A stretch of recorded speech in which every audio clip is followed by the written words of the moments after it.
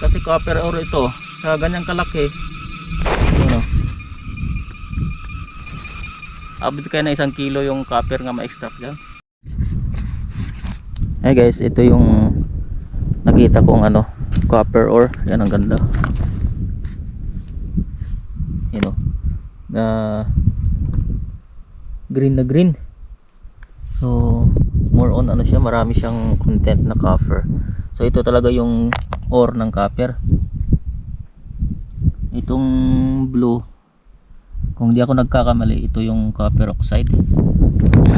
Ayan, comment nga dyan sa comment section guys kung tama ba yung sinabi kong copper oxide. Actually itong tipak na yan, andun yung mother load sa taas. And sa katunayan, yan yung nakita yung green na yan na maliit sa taas. Actually hindi lang kasi klaro dito sa GoPro. Tayo nating pababain yan, tulak natin pababa dito, and of course magtipak tayo mamaya. Tingnan natin kung maganda yung sample. And ito ko kayo guys, aakit tayo dito tayo dadaan. Pakita ko sa inyo yung mga yung mother load nito, yung kung saan siya nanggaling. Tara.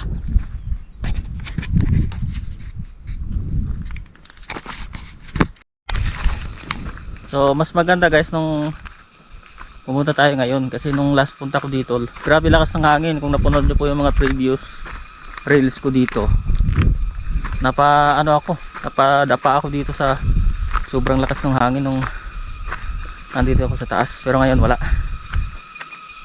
Ano yung view, ganda. May nakita pa ako dito parang hugis barko na bundok. Ganda ng korte niya.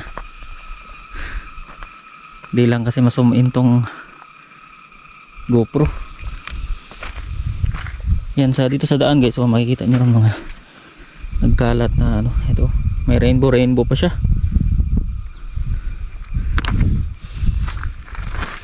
Andun yung mother load.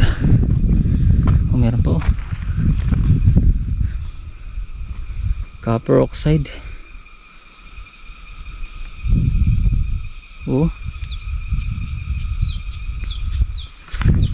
Marami nagkalat dito. Meron pa. Yun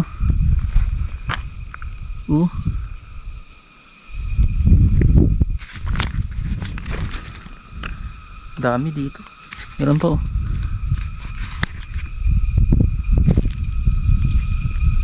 blue green, para siyang malakite. Tingin guys, yun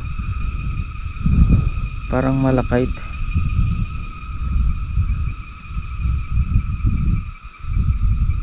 Wala lang kasing focus ng ating GoPro. Yan yung sinasabi kong malaking tipak. And guys, meron din dito. Yan copper. Minsan kasi yung copper at saka gold, silver, nagmahalo. Kasi sa Benguet guys, ito yung kinukuha nilang ore.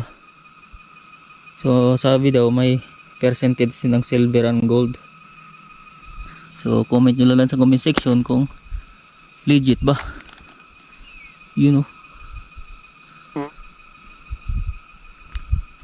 May halo-halo pa siyang palang black nito nga part. Hindi ko lang alam mo nakita sa GoPro. Ito na mismo yung bato guys, narating na natin.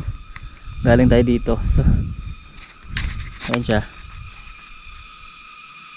Dati kasi hindi ko naabot ito. Kasi dry yung lupa noon, and kada apa ko parang na-landslide. Ngayon medyo wet siya. Basa talaga kasi umulan dito. Yan, narating ko na. Pero parang natakot akong i-push ito sa baba. Ayan ang itsura na guys. Grabe yung pagka-green niya dito. Yan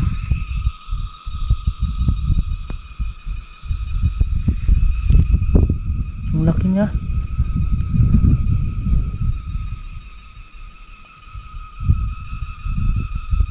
Grabe ang laki. Ilang kilo kayang copper mo na ma-extract dito? Ang dami niya, no?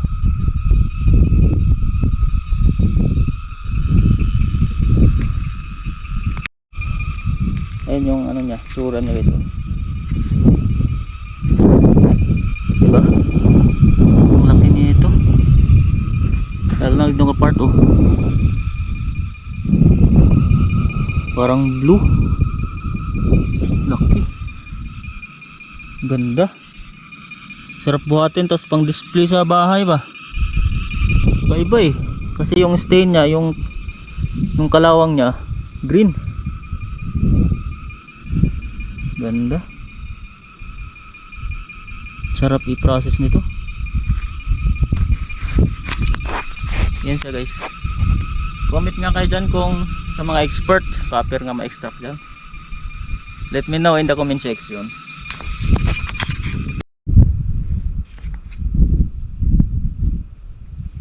Di ko na i-ano yan, i-push. Baka mag-downslide dito. Mahirap na, tingnan mo. So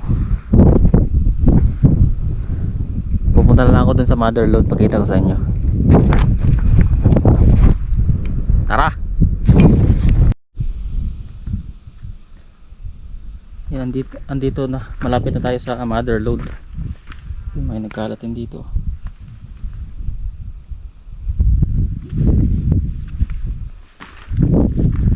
Andito lang yung part. So dito nagkalat na yung mga green na bato, yung copper oxide or copper ore. Ayan o, diba? Yun o, meron pa dito o. Dami pala o. Andito yung sinasabi ko sa inyo na ano, yung mother load. Ganda.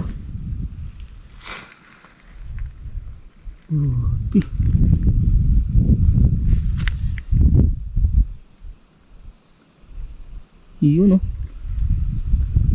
Ito, yan. Yan na yun, ito. Ito yung mother load na sinasabi ko guys.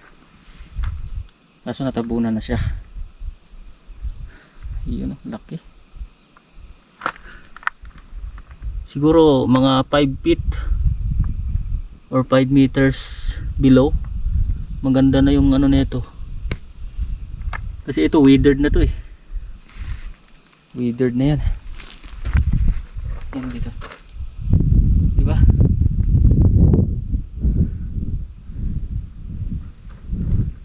Yan o.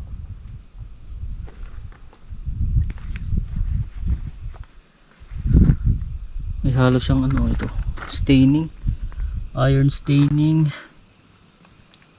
Wow, ano naman yan, diba? So comment nga dyan sa comment section kung positive ba to.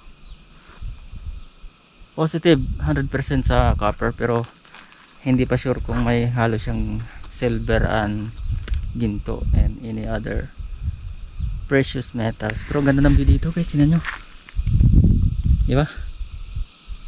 Wow, look at that, what a view, diba? Wow, ang ganda, makulimlim lang.